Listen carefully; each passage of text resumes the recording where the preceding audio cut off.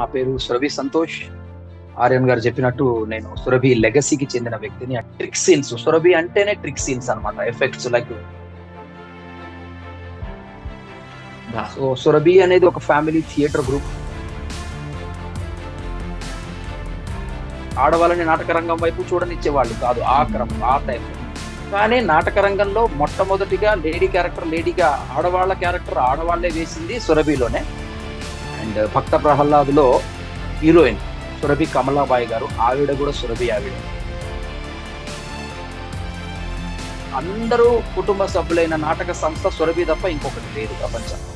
తర్వాత ఒక్కటిగా ఉన్నది 142 కంపెనీలు అయ్యాయి సురభి కంపెనీ.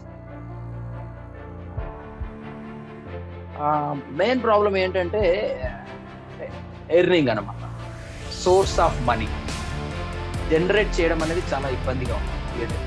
ఇప్పుడు మీకు పరిచయాల వల్ల ఒక 2 మూవీస్ రావచ్చు, డబ్బులు ఉండడం వల్ల తెలిసిన వాళ్ళ వల్ల ఇంకొక 2-3 మూవీస్ రావచ్చు. కానీ మీరు పర్ఫెక్ట్ గా మ్యాటర్ తెలుసుకొని, విషయం తెలుసుకొని, క్రాఫ్ట్ మీద ఒక గ్రిప్ అనేది సాధించగలిగితే మీరు ఇండస్ట్రీలో మీరు ఎంచుకున్న నటన రంగంలో సక్సెస్ఫుల్ గా లాంగ్ టైంలో మీరు ఉండగలుగుతారు.